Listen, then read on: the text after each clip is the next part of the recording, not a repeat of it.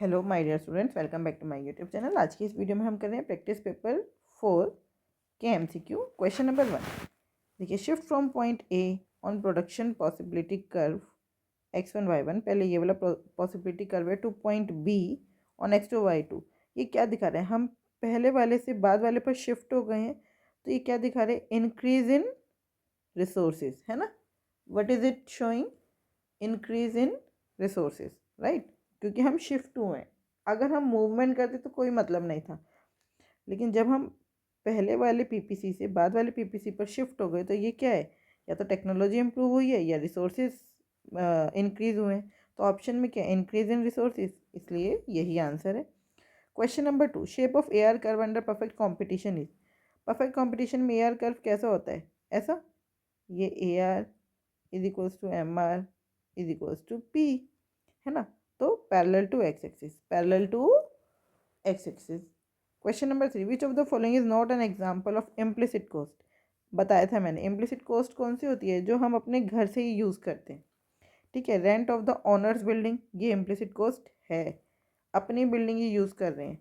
Interest on owner's capital, salary of the owner, electricity bill paid, ये किसी बाहर वाले को जा रहा है, बाकी सब अपने आप को जा रहा है। जो अपने आप को जाएगा वो इम्प्लिसिट कॉस्ट, जो किसी बाहर वाले को पे करना पड़ेगा वो एक्सप्लिसिट कॉस्ट, ठीक है। तो इलेक्ट्रिसिटी बिल पेड, ये क्या है? Explicit cost. Question number 4, price elasticity of supply of a good is 3, it is known as. देखो, वन से ज़्यादा है तो इलास्टिक सप्लाई, वन से ज़्यादा है तो इलास्टिक सप्लाई, वन की इक्वल है तो यूनिटरी इलास्टिक, है ना। अगर अब आप मुझे बताएंगे परफेक्टली इन इलास्टिक में क्या वैल्यू होगी। और इन इलास्टिक तो पता ही है, लेस देन वन, ठीक है। लेकिन परफेक्टली इन इलास्टिक क्या होता है, किससे रिप्रेजेंट होता है, वो आप बताएंगे। Question number 5, if E M R S is increasing, sorry E M R S कह रही हूँ, एम आर एस के मार्जिनल रेट ऑफ सब्सटीट्यूशन। जैसे आपको मार्जिनल रेट ऑफ सब्सटीट्यूशन दिखा, तो इसका मतलब ये किसका क्वेश्चन है? इन डिफरेंस कर्व का। किसका क्वेश्चन है? इन डिफरेंस कर्व का। M R S is increasing throughout indifference curve will be, अगर आपका एम आर एस बढ़ता जा रहा है, बढ़ता जा रहा है, तो इन डिफरेंस कर्व कैसा होगा? पीपीसी जैसा, है ना। Downward sloping concave, downward sloping concave, ठीक है। वैसे इंडिफरेंस कर्व कैसा होता है? डाउनवर्ड स्लोपिंग कॉन्वेक्स, क्योंकि एमआरएस घटती जाती है। आप हर एक एक्स्ट्रा यूनिट के लिए कम कम अमाउंट, कम कम क्वांटिटी छोड़ना चाहते हैं, ठीक है। लेकिन अगर एमआरएस जो है वो इंक्रीजिंग है तो इंडिफरेंस कर्व कैसा होगा? Downward sloping concave. Clear? Question number 6, if the price of good x rises and it leads to rise in demand for good y, then good x and y are. अगर एक्स का price बढ़ा और good Y की demand जो है वो भी बढ़ गई, तो एक्स और वाई कैसे गुड्स हैं? Substitute goods. एक्स और वाई कैसे गुड्स हैं? सब्स्टिट्यूट। अगर एक्स का प्राइस बढ़ा और वाई की डिमांड घट गई, तो एक्स और वाई कैसे गुड होते? कॉम्प्लीमेंट्री। लेकिन यहाँ पे क्या बोला? एक्स का प्राइस बढ़ा और वाई की डिमांड बढ़ गई, मतलब समझ लो एक्स जो थी वो टी थी, वाई जो थी वो कॉफ़ी थी। टी का प्राइस बढ़ा तो लोग कॉफ़ी पे शिफ्ट हो गए, राइट। तो कॉफ़ी की डिमांड बढ़ गई, तो यहाँ पे यही एग्जांपल है। तो एक्स और वाई क्या हुए? Substitutes. Question number 7, a consumer is consuming two goods x and y and is in equilibrium. एक कंज्यूमर है, वो टू गुड्स कंज्यूम कर रहा है, एक्स और वाई, और वो इक्विलिब्रियम है। The price of x and y are ₹10 and ₹20 respectively, and the marginal utility of good y is 50. What will be the marginal utility of good x? अच्छा, आपको पता है इक्विलिब्रियम की कंडीशन क्या होती है? एम यू एक्स अपॉन में P x बराबर है एम यू वाई अपॉन में पी वाई, यही होती है। तो एम यू एक्स आपको नहीं पता, पी एक्स कितना है 10, एम यू वाई कितना है 50, एम यू और पी वाई कितना है 20, ठीक है। तो 10 इधर आ गया, मल्टीप्लाई में 2 1 2, 2 5 10, 5 5 25, तो एम यू एक्स कितना आया? 25, ठीक है। समझ आया? 25 is the right answer. Question number 8, excess demand in the market will lead to. अगर एक्सेस डिमांड है तो क्या होगा? अगर डिमांड ज़्यादा है तो क्या होगा?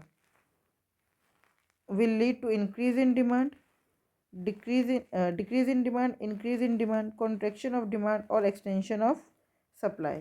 क्या होगा? सोच के बताइए। देखो, इंक्रीज इन डिमांड और इंक्रीज इन सप्लाई, ये तो अब ये पॉसिबिलिटी है ही नहीं। अब डिमांड ज़्यादा है, ठीक है, सप्लाई के मुकाबले में। एक्सेस डिमांड का यही मतलब है, demand is more than supply at the given price, right. तो अब क्या होगा, एक्सेस डिमांड होने के कारण प्रेशर, प्राइस के ऊपर प्रेशर आएगा, प्राइस जो है वो गिरना शुरू हो जाएगा।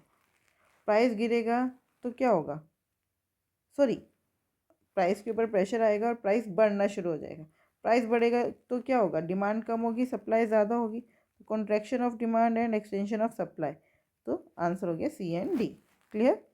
Question number 9, the equilibrium price and quantity are determined at the intersection of market demand and market supply curve when there is fixed number of firms। बिल्कुल सही बात है। इक्विलिब्रियम प्राइस और क्वांटिटी कहाँ पे डिटरमाइन होता है, जहाँ पे मार्केट डिमांड और मार्केट सप्लाई कर्व एक दूसरे को कट करते हैं। Statement 2, when both demand and supply curve shift in the same direction the effect on equilibrium quantity can B unambiguously determined, whereas the effect on equilibrium price depends on the magnitude of the shifts। इस question को थोड़ा सा समझने की हमें कोशिश करनी पड़ेगी। देखिए, पहले स्टेटमेंट 1 तो ट्रू है ही, है ना, इसमें कोई वो नहीं है, लेकिन आप समझिए दोनों सेम डायरेक्शन में जा रही है। ये डिमांड है, ये सप्लाई है। डिमांड भी राइटवर्ड शिफ्ट हुई है, सप्लाई भी राइटवर्ड शिफ्ट हुआ है। तो क्या होगा, अगर दोनों का मैग्नीट्यूड सेम है तो प्राइस तो सेम रहेगा और क्वांटिटी तो हर केस में बढ़ेगी ही बढ़ेगी ना। तो क्वांटिटी तो उन्होंने यही बोला है, quantity can be unambiguously determined whereas the effect on equilibrium price depends on the magnitude। बिल्कुल सही बात है, अगर मैग्नीट्यूड सेम है तो प्राइस सेम रहेगा, अगर ये मैग्नीट्यूड चेंज हो जाएगा तो प्राइस या तो कम हो जाएगा या ज़्यादा हो जाएगा। तो both the statements are true. Clear. Question number 10, what will be the effect on equilibrium market price of a good if its demand decreases and supply increases. देखो, ये है effect on equilibrium market price of a good if its demand decreases and supply increases. ये आपका demand curve था, ये supply curve था। अब मैं कलर चेंज कर लेती हूँ। Demand decreases and supply increases, नया इक्विलिब्रियम यहाँ पे बना। तो क्या होगा, मार्केट प्राइस पहले इतना था, अब इतना हो गया, equilibrium price falls, equilibrium price falls. Clear. चलिए अब आगे देखते हैं स्टैटिस्टिक्स के questions. Question number 18, statistics is of no use to economics without data. बिल्कुल सही बात है, स्टैटिस्टिक्स का कोई यूज़ नहीं अगर डेटा नहीं है हमारे पास। Reason, no analysis of an economic problem would be possible without data on various factors underlying an economic problem and that is such a situation no policies can be formulated। both A and R are true and R is the correct explanation of A, right। Question number 19, suppose you have to select 10 out of 100 households in a locality। you have to decide which household to select and which to reject। you may select the households conveniently situated or households known to you or your friend। in this case you are using your judgment in selecting 10 household। this way of selecting 10 out of 100 household is, देखो ये random तो है नहीं, random तो हटा दो। Random तो क्या होता है, आपने किसी को भी चूज़ कर लिया। तो ये कैसी सैम्पलिंग है, नॉन रैंडम सैम्पलिंग। कैसी सैम्पलिंग है, non random sampling, right. Question number 20, dash is a diagrammatic representation of frequency distribution.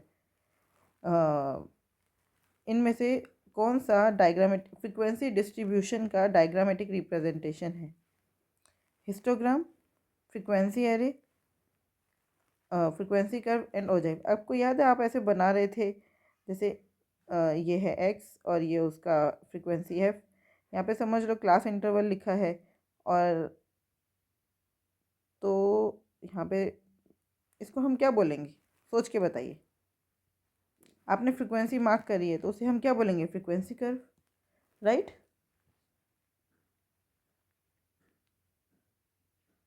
बस सिंपल है ये तो।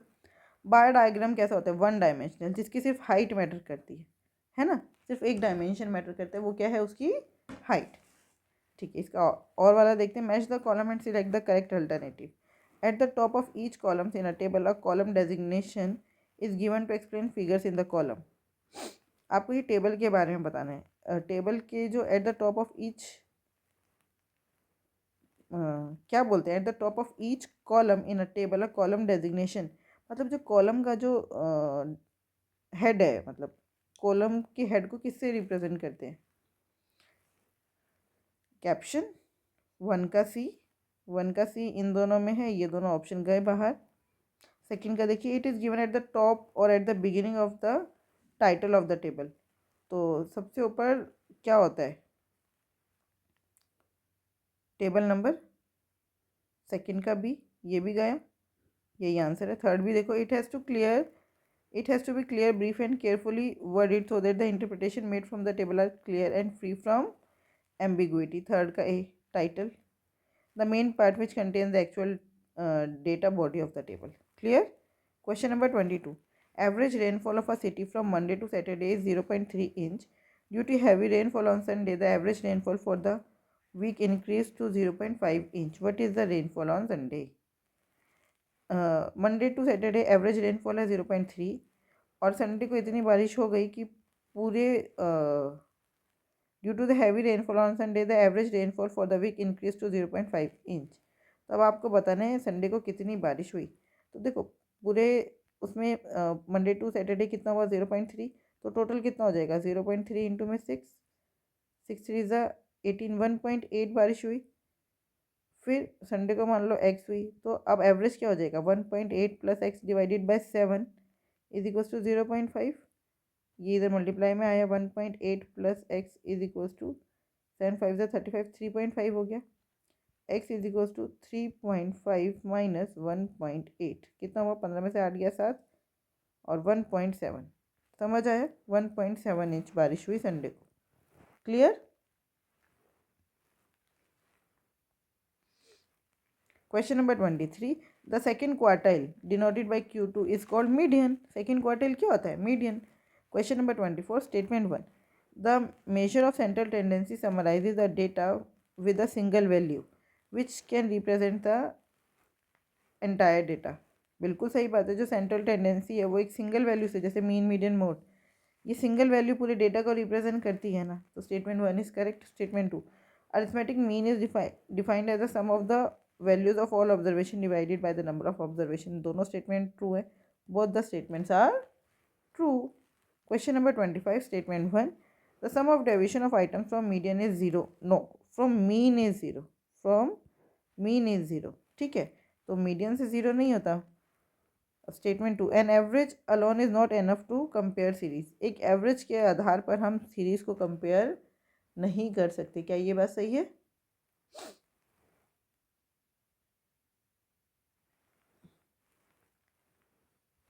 तो स्टेटमेंट 2 ठीक है बिल्कुल, है ना। स्टेटमेंट 1 फॉल्स है, तो B is the right answer. Question number 26, if r x y is equal to 0 the variable x and y are, अगर आर एक्स वाई में हमने देखा था जो ये कार्ल पियर्सन कोएफिशिएंट कोरिलेशन होता है, ये लीनियर रिलेशनशिप मेजर करता है ना। अगर आर एक्स वाई 0 है तो इसका मतलब नॉट लीनियरली रिलेटेड, इसका मतलब क्या है? Not linearly related. Clear? Question number 27, a consumer price index measures changes in, consumer price index किस में चेंज मेजर करता है? रिटेल प्राइसेस में, है ना। कंज्यूमर प्राइस इंडेक्स किस में चेंजेस मेजर करता है? रिटेल प्राइसेस में। आई होप ये 20 क्वेश्चंस आपको बहुत अच्छे से समझ आएंगे। फिर भी कोई डाउट है तो आप कमेंट करके मुझसे पूछ सकते हैं। थैंक यू, कीप लर्निंग, की प्रैक्टिस।